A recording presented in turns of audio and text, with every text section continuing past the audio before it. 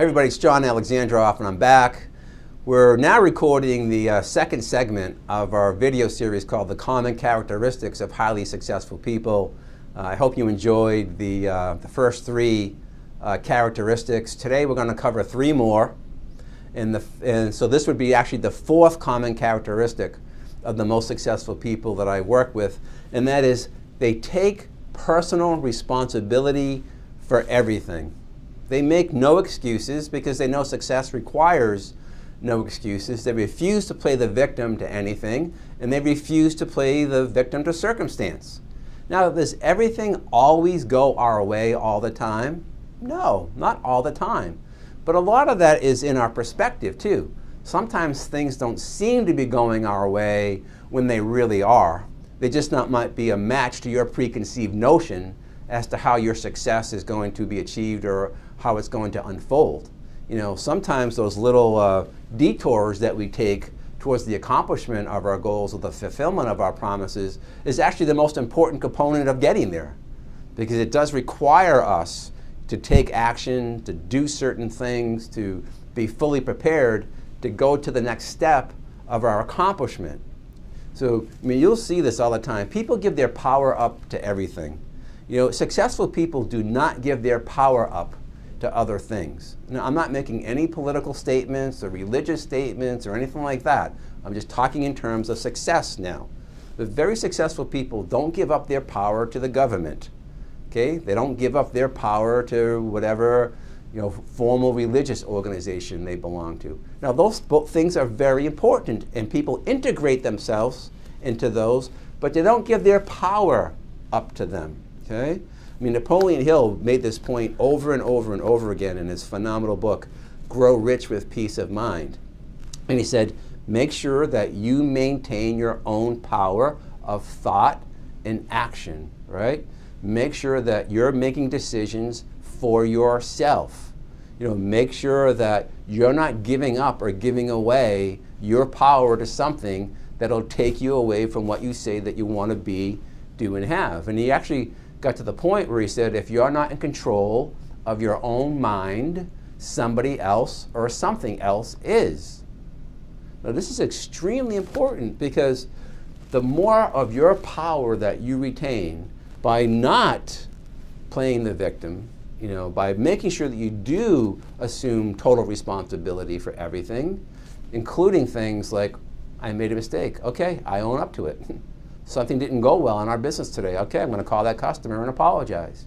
You know, it's not because, you know, it rained out today. It's not because the temperature is a little different today than it was yesterday. It's, you know, those things might happen, but it doesn't absolve you of responsibility to your family, you know, to your employees, to your customers, whatever it may be. Okay? Take personal responsibility for everything. I'll tell you an interesting personal story, because I'll be very transparent with you. This one was a struggle for me for many years. I was always looking for excuses to pass on my faults, you know, to other people, you know, to other things, other circumstances, and it was just destroying me. And one by one, as I started to pull back and started taking personal responsibility for everything, it's amazing how much more powerful I became. But I remember, because I live in New England, many years ago when I had my large law firm, there was a snowstorm. And you know, for New England, it wasn't a gigantic snowstorm. It was like 8 to 12 inches. It was snowing pretty good. And I decided that I was going to go to work that day, because I had done a real estate closing the day before. I had to get the documentation to the courthouse, get it recorded at the registry of deeds, make sure I took care of my client, who was a bank at the time. And you know, for me to drive about maybe 10 miles, it took me probably an hour to an hour and a half. I got to my office, I grabbed the documentation, I walked to the courthouse was open. I walked in, and there was a few people working at the recording desk at the registry of deeds, and then maybe there were 2 other people in the entire building. I went up, I recorded the documents, and I walked out, and there was a TV truck outside reporting on the weather. And the reporter saw me coming out of the courthouse, and he said, "I'd like to interview you." He said, well, what are you doing out here? It's almost like blizzard conditions. You know, it's cold, it's snowing. And I said, well, I have clients to take care of. I did a real estate closing yesterday, and I have responsibilities. And he looked at me like in amazement and said, well, you know, probably most other people wouldn't be out in the snow walking down the middle of Main Street in a storm like this. And I said, well, I'm not most people. Now, it was really amazing. That TV report got played over and over and over again on Channel 5 News in Boston, to the point where I probably received comments about that for 3 or 4 years. Okay? But guess what? I didn't play victim to the circumstances, right? So you can have a general mindset that I'm going to play victim to something, or I'm going to find a solution to something. Be as solution-oriented as you possibly can. The minute that you start to think things like, well, I can't get that done, it's going to snow tomorrow, you know, whatever. You can think of whatever excuse that might come up in your mind to not do something. I want you to immediately stop and say, how can I get that done? What's the solution? It doesn't mean that you're going to go out in a snowstorm and walk down Main Street to the courthouse, just like my example. But there's always going to be some way for you to get the job done. Why? Because you're very creative, you're very intelligent, and you have a brain. You know, it's interesting, and I keep referencing Napoleon Hill, and you know, he used to study Einstein and Edison and all these phenomenal people. And Napoleon Hill said, you know, based on my learning and working and studying with all these people, I've come to a determination. And he said, the only function of the body is to carry the brain around. Guess what? You have a brain. Think, and think in terms of solutions, not in terms of victimization. Okay?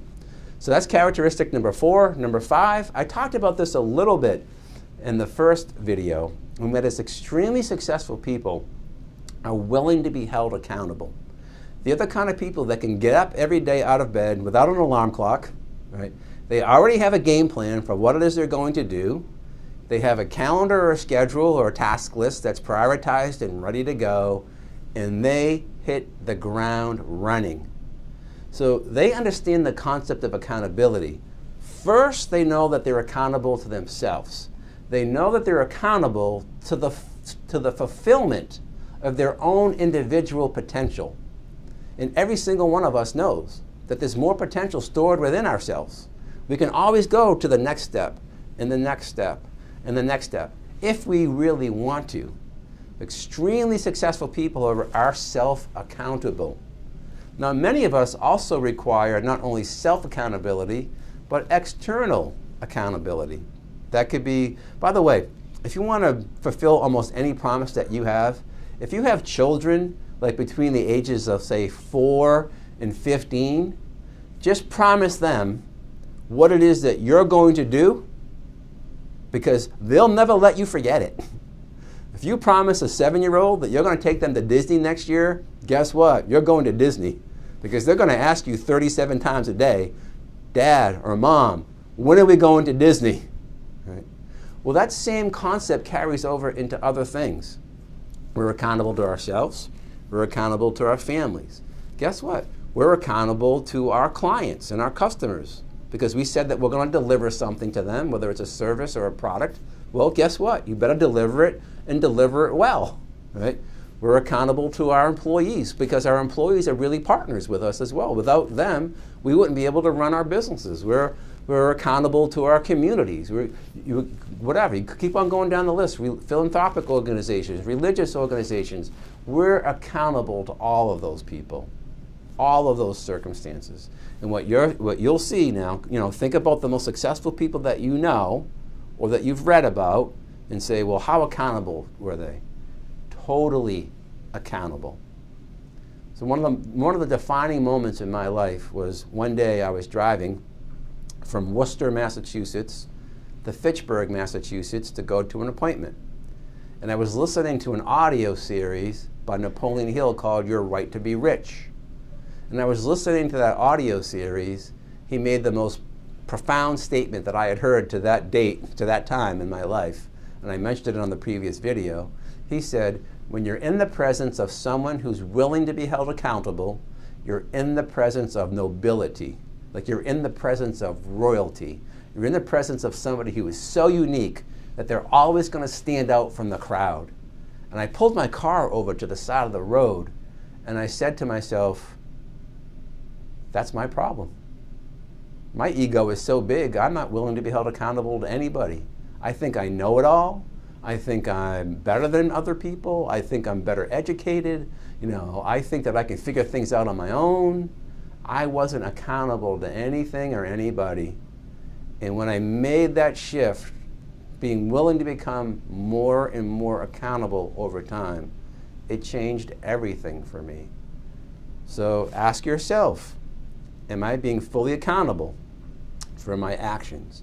Am I self-accountable for my thoughts, my beliefs, the things that we talked about in the first video? Am I accountable to all the other groups that I mentioned a few minutes ago? My family, business partners, customers, employees, community. Am I accountable? And if you want to play the victim, you can say, well, I'm not accountable to any of those. Well, that's victim thinking. Okay? If you really want to be empowered and say, okay, I'm going to be anti-Charles Barkley, I'm going to realize that really I am a role model for other people. I'm going to talk about that in a moment. Then you will be more and more accountable. It's an absolutely essential ingredient to success. It's an absolute essential ingredient to fulfilling your promises. Without this one, everything else breaks down. All right? So that's common characteristic number 5. And number 6 is highly successful people are committed to continuous improvement. They never stop improving. They're always looking for a slight edge. They're always looking for the next thing they can do to perform a little better. They're always looking for a little bit more competitive advantage. When I say competitive, I mean fairly competitive. You know, they're always looking to read the next book, attend the next seminar. You know, they understand that mind nourishment and mind food is as important as any other type of nourishment or food that we take into our body. They fully understand that as they continue to develop their mind and continue to expand their vision of possibility, that they're going to continue to grow and evolve as an individual and in any other aspect of their lives.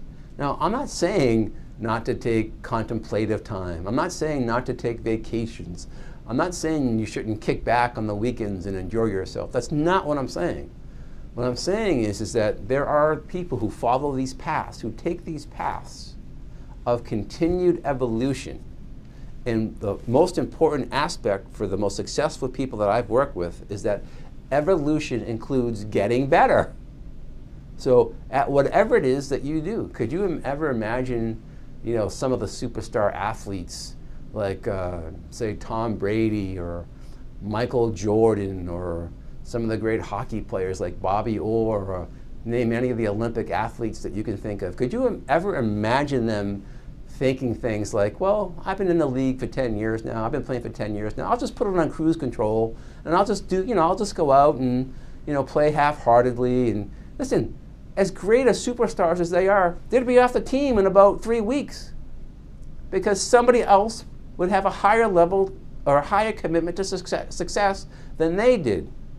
Your past accomplishments, as it relates to where you're going, are important because you can go back and look at them and experience them and say, geez, that was wonderful, I was able to accomplish those things. So they're important in one aspect, but they're irrelevant in another. They're irrelevant because they're in the past. And extremely successful people are looking forward to the future. They stay committed to the present. What's the best thing that I can do in this moment in time? How can I be my best this hour, you know, this day, this week, this month? But they're always looking forward. They're not looking back. Okay? So think about that in terms of yourself. I mean, what are you doing on a regular basis to improve yourself, or improve your skills, or improve your mindset, or improve how you can get to where it is you say that you want to go? Could be any one of these little slight edge improvements could be a major breakthrough for you But if you put things on cruise control and just say, okay, I'm done, well, if you're in business, about 99.9% of your competitors will pass you out in about 2 to 3 weeks. Right? So I don't mean this to be like a harsh statement. I just want you to take fact of the reality that if you're not improving, then you're actually moving backwards. And I don't typically use these words, but I've heard many other speakers talk about this, and they say, if you're not growing, and there's evidence of this in nature, if you're not growing, you're dying. There's really no in between. There's no stagnation in nature. You're either growing or you're dying. Well, guess what? We're part of nature too. So I'm asking you to make the commitment to grow. Make the commitment to take some step forward, whether it's daily, weekly, monthly, to nourish yourself to the point where you're making the next step forward and making sure that you're driving yourself, to the mindset and to the physical actions that allow you to continuously improve. Okay, so we've covered 6 points so far. Very successful people have clearly defined goals, definite chiefs, aim, and purposes, and they convert those into promises and commitments. They maintain a very positive mental attitude. They visualize and affirm every single day, and they inspire themselves and others. They take personal responsibility for everything, and I don't mean like 80% of everything, I mean everything, all right? They're willing to be held accountable, and they're committed to continuous improvement. How are you doing so far? I want you to kind of sit down and take a piece of paper and a pen or a pencil and write these down and put some check marks and say, well, how am I doing here? Okay, and if these videos and these points are revealing to you, that there are some changes necessary, then go ahead and start to make those changes. Now, obviously, I'm also willing to help you to make those changes. So I know there's going to be some information embedded in the video how you can reach out to me. But go ahead and take out that piece of paper and a pen and say, how am I doing so far? Out of these 6, am I moving all 6 of these forward? Am I good at, am I committed to 2 of these, but 4 of them I'm lacking, or vice versa? And that'll give you a really good feel for where you are, because most people who are watching this video are committed to success at a higher level. You wouldn't be watching this video if you weren't. So this could be a really nice roadmap or kind of like guidepost for you to make sure that you're moving forward to the fulfillment of those dreams and the fulfillment of those promises. So go ahead and check those off and see how you're doing so far. And again, I'm glad to help you any way that I can. And in a few moments, we're going to do the 3rd segment of this series. There could be 4 more common characteristics that we're going to cover. So I'm sure you're going to enjoy those as well.